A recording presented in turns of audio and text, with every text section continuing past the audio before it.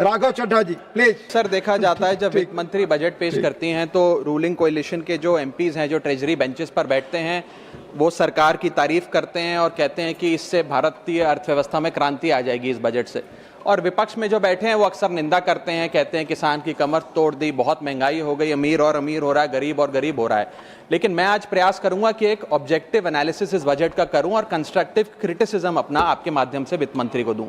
So the title of my speech is The Good, the Bad and the Way Forward. 4 good things that I found in this budget, 4 bad things that I found in this budget, and 4 innovative suggestions to the Honorable Finance Minister. So the first good thing that I found in the budget is that there was an increase in the STT for derivative trading. Usually सरकार की निंदा हुई इस विषय को लेकर, markets भी गिरी, लेकिन मेरा यह मानना है कि इस कदम से स्पेक्युलेटिव ट्रेडिंग यानी कि सट्टा ट्रेडिंग समाप्त होगी या कम होगी, और रिटेल इन्वेस्टर जो 90% रिटेल इन्वेस्टर एफएनओ सेक्टर में नुकसान भुगतता है फ्यूचर्स एंड ऑप्शंस के चलते, जुआ खेलता है, उसमें आपको रिटेल इन्वेस्टर की प्रोटेक्शन का एक माध्यम बन सकता है। लेकिन मैं इसी के साथ साथ वित्त मंत्री जी को याद दिलाना चाहूंगा कि एसटीटी का जेनेसिस क्या है, एसटीटी का जन्म कब हुआ। एसटीटी हमारे senior colleague mister P Chidambaram जब फाइनेंस मिनिस्टर थे तो उन्होंने इंट्रोड्यूस किया, and it was introduce to replace long term capital gain tax on equities. जब long term capital gain on equities zero था तब एसटीटी को लाया गया कि वे एक सिंपल अपफ्रंट लेवी होगी ट्रेड्स पर regardless of profit and loss. लेकिन अब सरकार ने long term capital gain tax भी लगा दिया, एसटीटी भी लगा दिया, और रिटेल इन्वेस्टर को और तमाम इन्वेस्टर्स को एक प्रकार से डिसइंसेंटिवाइज किया। मैं एक सुझाव लाया हूं सरकार के लिए जिससे long term house hold earnings बढ़ेंगी, वेल्थ क्रिएशन होगा, और वेल्थ पार्किंग रियल एस्टेट और गोल्ड के सेक्टर से निकलकर इक्विटीज में आएगी, और स्पेक्युलेटिव ट्रेडिंग और कम होगी, और long term investment behaviour investors का बढ़ेगा। वो की है कि long term capital gain tax on equities should be made nil in this country for individual investors. दुनिया की कई ऐसे देश हैं जिसके अंदर long term capital gain tax equities पे खास तौर पे शून्य है, जैसे कि Switzerland, Singapore, UAE, New Zealand, Hong Kong, Qatar, Malaysia. मैं चाहूंगा कि जब एसटीटी बढ़ाया जा रहा है तो इसी बजट में ही long term capital gain tax को जीरो किया जाए। सर, मेरा दूसरा जो मैं सरकार के बजट को एक्नॉलेज करना चाहूंगा वो ये है कि कैपेक्स के जो एक्सपेंडिचर एलोकेशन होता है उसमें एक बढ़ोतरी देखी गई। जहां वित्तीय वर्ष 18-19 में मात्र 3 लाख करोड़ कैपेक्स था, वो इस वित्तीय वर्ष में 12 लाख करोड़ तक पहुंचा है, which is 4.4% of the GDP, which is a good step. It will have a multiplier effect and it will prioritise asset creation. लेकिन इसके साथ साथ सरकार को 5 साल में क्या कैपेक्स वो कौन कौन से क्षेत्रों में खर्चा करने जा रही है उसका एक ब्यौरा देना चाहिए ताकि प्राइवेट सेक्टर भी इस कैपेक्स के खर्चे को मैच कर सके। So third thing which we found in the speech of the finance minister is that there was a relative restraint in making budgetary announcements for election bound states. अक्सर वित्त मंत्री का भाषण सुन के आप बता सकते हैं कि कौन से राज्यों में चुनाव होने जा रहा है। इस स्पीच में उन्होंने थोड़ा सा रिस्ट्रेंट एक्सरसाइज किया जिसे मैं एक्नॉलेज करता हूं। और आखिरी अच्छी चीज जो इस बजट में नजर आई वो ये था कि एनआरआई की इन्वेस्टमेंट लिमिट में एनहांसमेंट हुई। लेकिन मैं बता दूं कि जब एफआईआईज ने, फॉरेन इन्वेस्टर्स ने, फॉरेन पोर्टफोलियो इन्वेस्टर्स ने इस देश के बाजार से पैसा निकाल लिया और पिछले एक वित्तीय वर्ष में 23 बिलियन निकाला, तब जाकर सरकार जागी और सरकार ने एनआरआईज के लिए इक्विटी मार्केट का दरवाजा खोलकर उनकी इन्वेस्टमेंट लिमिट को 5% से बढ़ा दिया। इसमें कोई दो राय नहीं है कि इससे इन्वेस्टर्स 32 मिलियन एनआरआई इन्वेस्टर्स को अब भारतीय बाजार में पैसा डालने का मौका मिलेगा। लेकिन इसी के साथ साथ सरकार को इस पर भी गौर फरमाना चाहिए कि क्यों फॉरेन इन्वेस्टर्स भारत से पैसा निकाल कर बाजार को छोड़कर जा रहे हैं। Sir, now I come to the bad part of the budget. First thing is the debt to GDP crisis. सरकार ने और डेट लेने के लिए, कर्जा लेने के लिए इस बजट में फॉर्मूला ही बदल दिया। पहले सरकार डेट जब लेती थी तो ओल्ड एफआरबीएम रूल्स के तहत 3% ऑफ जीडीपी तक का फ्रेश डेट लेती थी। इस बजट में सरकार ने उस फॉर्मूले को बदलकर कहा कि टोटल सरकार का डेट जीडीपी का 50% होगा और उस सीमा में हम डेट लेंगे। यानी कि they want to play on the denominator effect. For example, एक साल बजट अगर हमारा जीडीपी 12% से ग्रो करता है तो उस साल सरकार खूब सारा डेट लेके सरकार पे कर्जा लाद सकती है, जो कि फिस्कल डेफिसिट 4.5, 6.5, 5% तक भी पहुंच सकता है। सर, इसी के साथ साथ मैं बताना चाहूंगा कि आज सरकार कहती है कि हमारा डेट टू जीडीपी रेशियो 56% है, लेकिन ये गलत है, क्योंकि बहुत सारे ऑफ बैलेंस शीट आइटम्स हैं जिसे सरकार डेट में दिखाती ही नहीं है, जैसे कि FCI bonds, OMC bonds, fertiliser, NHAI, NFSS, यानी कि तमाम तरीके के ऐसे कर्जे हैं सरकार के ऊपर जो सरकार अपनी बैलेंस शीट में नहीं दिखाती है। सर, मैं सरकार को आपके माध्यम से यह रिक्वेस्ट करना चाहूंगा कि देश का कर्जा और कैसे ना बढ़े इस पर काम करें, ना कि और कर्जा लेने के लिए हम जीडीपी और डेट टू जीडीपी के फॉर्मूले के रेशियोज बदलकर और पैसा कर्जे पे ब्याज पर लेने का प्रयास करें। सर, दूसरी दिक्कत जो इस बजट में नजर आई वो ये थी कि इनकम टैक्स स्लैब में चेंज नहीं हुआ। सर, हर साल देश का आम आदमी जब वित्त मंत्री जी की बजट की स्पीच सुनता है तो वो इसलिए नहीं सुनता कि पीएलआई की क्या इन्वेस्टमेंट होगी, कौन सा कॉरिडोर बन रहा है। देश का आम आदमी, सैलरीड क्लास, इसलिए बजट की स्पीच सुनता है कि उसके अंदर स्लैब में कोई रिवीजन होगा, क्या हमारी स्टैंडर्ड डिडक्शन की जो हमें डिडक्शन मिलती है वो बढ़ेगी। लेकिन इस बार बजट में देश का आम आदमी और खास तौर पर देश का मिडिल क्लास डिसअपॉइंट हुआ। पहले ही there has been a stagnation in the salaries, inflation 6.8% पे खड़ा है, लेकिन उसके बावजूद हमने इस बार कोई स्लैब में या स्टैंडर्ड डिडक्शन में चेंज नहीं देखा। मैं आपके माध्यम से वित्त मंत्री जी को रिक्वेस्ट करना चाहूंगा कि आप इसी बजट में अनाउंसमेंट करें कि स्टैंडर्ड डिडक्शन जो 75,000 रुपए उसे बढ़ाकर सैलरीड क्लास के लिए 1.5 लाख रुपए किया जाए। Sir, third problem that was there with the budget is that there was no relief for the middle class. Sir, after a very long time in India's history, the personal income tax collection was more than the corporate income tax collection, यानी कि individuals ने जो income tax भरा वो लगभग 11 लाख करोड़ के आसपास भरा, और कंपनियों ने, कॉर्पोरेट ने जो इनकम टैक्स भरा वो लगभग 9.8 लाख करोड़, यानी कि मैक्सिमम टैक्स आपको इंडिविजुअल्स के इनकम टैक्स से मिल रहा है। आप मिडिल क्लास वो टैक्स भर रहा है। आज वो दौर आ गया है कि हम मिडिल क्लास को अपलिफ्ट करें, मिडिल क्लास को पैम्पर करें, नहीं तो मिडिल क्लास एक सैंडविच की तरह रिच क्लास और पुअर क्लास में दबता चला जा रहा है। सर, राइजिंग कॉस्ट प्रेशर्स के चलते पिछले वित्तीय वर्ष में मिडिल क्लास ने देखा कि उसके एजुकेशन के खर्चे में 8% की बढ़ोतरी हुई, हेल्थ केयर 9% से महंगा हुआ, रेंट 7% से, फूड 6% से, ट्रांसपोर्ट 5% से। मेरा रिक्वेस्ट यह है माननीय फाइनेंस मिनिस्टर से कि वो इनकम टैक्स में रियायत देकर या तो मिडिल क्लास को कोई रिलीफ दें, और अगर इनकम टैक्स में रियायत नहीं दे सकती हैं तो उसकी सेविंग्स और इन्वेस्टमेंट्स पे उसको बेनिफिट दें, उसे इंसेंटिव्स दें कि वो ज्यादा बचत करे, ज्यादा वेल्थ क्रिएशन कर पाए। Sir, fourth problem in this budget that I found was the budgetary allocation to health, which is low and which certainly needs a relook. Sir, आज हमने अपने टोटल गवर्नमेंट एक्सपेंडिचर का 2% हेल्थ को allocate किया है, लगभग 1 लाख करोड़ के आसपास। नेशनल हेल्थ पॉलिसी 2017 बताती है सर, और सरकार का ये अपना ऑब्जेक्टिव रहा है, गोल रहा है, that spending on public health should be 2.5% of GDP।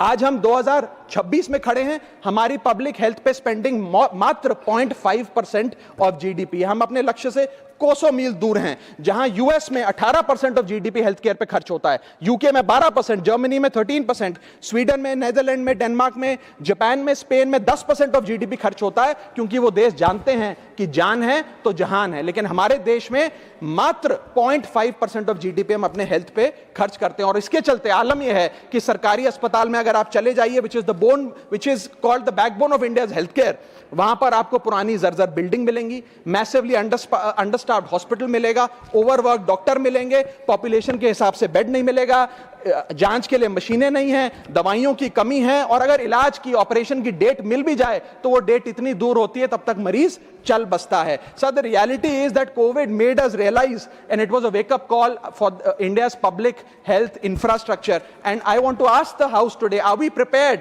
God forbid, if there were to be another pandemic और another big sort of raging pandemic in this country, and the answer to that is no। और private अस्पतालों की sir हालात ये हैं कि अगर आज आपको प्राइवेट अस्पताल में इलाज करना पड़े तो आपको लोन लेना पड़ता है, अपने घर के गहने, अपना रियल एस्टेट एसेट बेचकर पता नहीं कितने हजारों लाखों लोग हर साल भारत में गरीबी रेखा के नीचे चले जाते हैं, क्योंकि उन्हें एक हेल्थ इमरजेंसी के चलते प्राइवेट अस्पताल में इलाज कराना पड़ता है। सर, जैसे वन नेशन वन इलेक्शन इस देश में लागू किया जा रहा है, वन नेशन वन टैक्स की ओर हम बढ़ रहे हैं, वैसे ही one nation one medical treatment की ओर बढ़ना चाहिए। सबको नंबर 1 मेडिकल ट्रीटमेंट देश में मिले, ऐसी व्यवस्था बननी चाहिए। सर, मेरे 4 सुझाव जो आपके माध्यम से मैं वित्त मंत्री को देना चाहूंगा। पहला सुझाव है, put all land and property records of India on blockchain. एक blockchain based land registry ledger बनाइए। पहले 10 मेजर राज्यों शहरों से शुरू करिए, महानगरों से और टियर 2 सिटीज से, जिस लेजर में, जिस ब्लॉकचेन लेजर में हर रिकॉर्ड, हर सेल, हर म्यूटेशन, हर इनहेरिटेंस को एक डिजिटल रिकॉर्ड बुक में डाला जाएगा, जो एक ब्लॉकचेन लेजर होगा, जो टाइम स्टैम्प्ड होगा, टेम्पर प्रूफ होगा, 100% ट्रांसपेरेंट होगा और रियल टाइम प्रॉपर्टी ट्रैकिंग आप उससे कर सकेंगे, जिसके चलते इंस्टेंट टाइटल वेरिफिकेशन होगा। आज सर हमारा जो रियल एस्टेट का लैंड एंड प्रॉपर्टी रिकॉर्ड का जो बाजार है उसमें अटर कियोस है। कियोस इसलिए है कि लोगों को रजिस्ट्रार के दफ्तर के बाहर धक्के लग रहे हैं, दलालों ने उन अफसरों पे पूरी तरीके से कब्जा किया हुआ है, प्रॉपर्टी टैक्स में चोरी होती है, सर्कल रेट को एक्सप्लॉइट करके कैश में प्रॉपर्टियां खरीदी जाती हैं, फर्जी कागज, कब्जे, टाइटल डिस्प्यूट, न जाने क्या क्या चल रहा है, जिसके चलते आज 66% of India civil disputes are land disputes, 45% of properties lack clear title in India. India ranks 133 out of 190 in property registration efficiency. 48% of our properties are under dispute and the average time taken by civil courts to resolve these disputes is 7 years. And 6.2 crore property documents are pending digitization. वो तहसीलदार के दफ्तर में पड़े या registrar के दफ्तर में, उनका डिजिटाइजेशन अभी तक नहीं हुआ। इन सारी बीमारियों का एक ही दवा है, that is national blockchain registry, जिसके चलते प्रॉपर्टी डिस्प्यूट समाप्त होंगे, मिडिल क्लास की वेल्थ अनलॉक होगी क्योंकि वे और ब्याज पे पैसा ले पाएंगे, प्रॉपर्टी टैक्स की कंप्लायंस बढ़ेगी और रीट्स जैसे इन्वेस्टमेंट व्हीकल्स को ब्लॉकचेन वेरीफाइड टाइटल मिलेंगे, उसमें भी बढ़ोतरी देखी जाएगी। इसी के साथ साथ सर दुनिया के कई देशों ने इसे लागू कर दिया है। स्वीडन में यह लागू है, जहां पर एक दिन में आप प्रॉपर्टी का ट्रांजैक्शन कंप्लीट कर सकते हैं, वहां डिस्प्यूट रेट 2% है। जॉर्जिया में है, जहां 3 दिन में प्रॉपर्टी का ट्रांजैक्शन खत्म हो जाता है, डिस्प्यूट रेट 1% है। और यूएई में है, जहां 10 मिनट में आप अपनी प्रॉपर्टी खरीद बेच सकते हैं, वहां डिस्प्यूट रेट 1% से भी नीचे। और वहां हिंदुस्तान में प्रॉपर्टी बेचनी हो तो 2 से 6 महीने लगते हैं और 48% डिस्प्यूट रेट है। सर मेरा दूसरा सुझाव है inflation linked salary revision act. Bharat में वेजेस को इंडेक्स करिए महंगाई से। वित्तीय वर्ष 18 से लेकर वित्तीय वर्ष 26 में हमने देखा कि real wages for the salaried class में 16% की गिरावट आई। ये गिरावट का मतलब इन सालों में जितनी महंगाई थी, जिस स्तर पे महंगाई बढ़ी उस स्तर पे वेजेस नहीं बढ़ी, जिसके चलते 16% की गिरावट रियल वेजेस में देखी गई। इसीलिए mandatory wage indexation formula is the need of the hour and the government must look at it. इसके चलते तमाम फॉर्मल सेक्टर्स में, corporate, shops, factories, gig workers, सबको इन्फ्लेशन इंडेक्स वेज हाइक मिलेगा। और सरकार के मुलाजिम को तो मिलता ही है, हर साल डियरनेस अलाउंस मिलता है, उसके बाद आप हर कुछ सालों में पे कमीशन लागू होता है। इससे आप 20 करोड़ आबादी, which is 45% of India's total workforce, आप उसे एड्रेस कर पाएंगे। सर इसी के साथ साथ मैं बताना चाहता हूं कि दुनिया के कई देशों में यह पहले से ही लागू है। यूएस के अंदर COLA, cost of living adjustment system लागू है, जिसके अंदर एनुअल और ऑटोमेटिक रिवीजन होता है। जर्मनी के अंदर हर 18 से 24 महीने के अंदर महंगाई के अनुसार सैलरी बढ़ा दी जाती है। जापान के अंदर शिंटो मेथड यूज होता है, जिसमें annual inflation index wage hike दी जाती है। और बेल्जियम में ऑटोमेटिक इंडेक्सेशन लॉ है, जिसमें क्वार्टरली बेसिस पर एम्प्लॉइज की सैलरी बढ़ाई जाती है। Sir India is one of the only countries in major economies where 85% of our formal workforce has zero statutory inflation protection. We are at the mercy of the employer discretion and our own negotiation power to raise our salaries. इसके साथ साथ मुझे लगता है कि एक minimum increase based on inflation होना चाहिए। मेरा थर्ड सुझाव माननीय वित्त मंत्री जी को रहेगा कि स्टेट कैपिटल एक्सपेंडिचर की matching grant, matching funding centre दे, यानी कि हर 1 रुपया जो राज्य की सरकार कैपेक्स पे, कैपिटल एक्सपेंडिचर पे, एसेट क्रिएशन पे खर्च करती है, उसकी मैचिंग ग्रांट 1 रुपया केंद्र द्वारा राज्यों को दिया जाना चाहिए, not as loan but as a grant. आज स्टेट कैपेक्स में 2 बॉटलनेक्स है। पहला बॉटलनेक है बोरोइंग कैप, यानी कि कोई भी राज्य अपने स्टेट जीडीपी से 3% से ज्यादा ब्याज पर पैसा नहीं ले सकता, वो कैपेक्स पे नहीं खर्च करता, वो तमाम तरीके के ऑपरेशनल खर्चे करता है। और सेकंड प्रॉब्लम है कि अगर केंद्र सरकार पैसा देती भी है राज्यों को कैपेक्स के लिए, वो लोन की सूरत में देती है और कंडीशनल लोन की किस एसेट पे कितना खर्च होगा, एक कंडीशनल लोन दिया जाता। मेरा सुझाव है that replace this loan with conditions given by the centre to grant with trust grant based on trust by the centre. Sir, centre को आने वाले 5 वर्षों के लिए 1.5 लाख करोड़ आवंटित करना चाहिए, not as loan but as these capex grants, ताकि राज्यों में सड़कें बने, इरिगेशन नेटवर्क बने, लोकल पावर इंफ्रास्ट्रक्चर बने, ड्रिंकिंग वाटर सैनिटेशन हो और अर्बन इंफ्रास्ट्रक्चर में एसेट क्रिएशन, एसेट फॉर्मेशन किया जाए।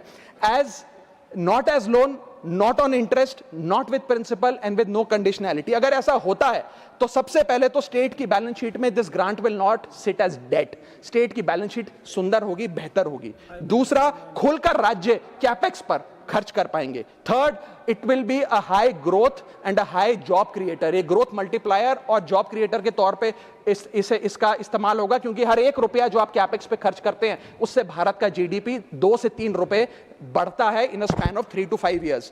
कोऑपरेटिव फेडरलिज्म मजबूत होगा और साथ ही साथ states will become builders and not borrowers in the eyes of the centre. Sir, मेरा चौथा सुझाव जो माननीय वित्त मंत्री जी के लिए है वो ये है कि legalise virtual digital assets as an asset class. India में अभी सर वैसे ही डी फैक्टो लीगलाइज टैक्सेशन है वर्चुअल डिजिटल एसेट्स, यानी कि crypto currency, stable coin et cetera, क्योंकि अगर उनकी खरीद बेच पर कोई मुनाफा होता है तो 30% फ्लैट इनकम टैक्स लगता है और 1% ट्रांजैक्शन टैक्स जो अपनी वस्तु बेच रहा है उसे सरकार को जमा कराना पड़ता है। But they are somehow not recognised as an asset class. VDS जो वर्चुअल डिजिटल एसेट्स है, इन्हें एसेट क्लास का दर्जा नहीं दिया गया, जिसके चलते कोई डेडिकेटेड लाइसेंसिंग लॉ नहीं है, कोई क्लियर कंज्यूमर या इन्वेस्टर प्रोटेक्शन कानून नहीं है, AML कानून यानी कि एंटी मनी लॉन्ड्रिंग गाइडलाइंस और डायरेक्शंस इस एसेट क्लास के लिए नहीं है, and there is of course no explicit legal classification. As a result what has happened is that 4.8 lakh crore trade in this virtual digital assets has moved offshore.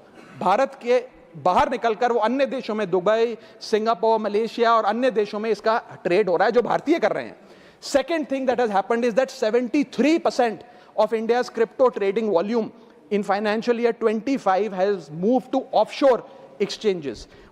What has further happened is that 180 virtual digital asset startups have moved to countries like Dubai and Singapore, and as a result जो देश, भारत देश के 12 करोड़ ऐसे लोग हैं जो इन virtual digital assets में, crypto में, RWA यानी कि रियल वर्ल्ड एसेट में, स्टेबल कॉइन में इन्वेस्ट करना चाहते हैं, वो ऑफशोर जाकर इन्वेस्ट कर रहे हैं। जरूरत है कि हम कंप्लायंस हिंदुस्तान में लागू करें, उसे हेविली रेगुलेट करें, लेकिन उसे ऑनशोर लाएं। इसके चलते अगर ऐसा होता है तो सरकार के खजाने में 15 से 20 हजार करोड़ रुपए का इजाफा होगा, उन्हें उतना टैक्स मिलेगा। और इसी के साथ साथ मैं सरकार को कहना चाहता हूं that we currently tax these virtual digital assets as if they are legal, but we regulate them as if they are illegal। मेरा सुझाव है कि इसे हेविली रेगुलेट करिए, रिंग फेंस करिए इस इकोसिस्टम को, AML गाइडलाइंस यानी कि एंटी मनी लॉन्ड्रिंग कानून और मजबूत करिए, लेकिन prohibition is not protection, regulation is protection. Thank you so much sir. Thank you, धन्यवाद माननीय राघव चड्ढा जी।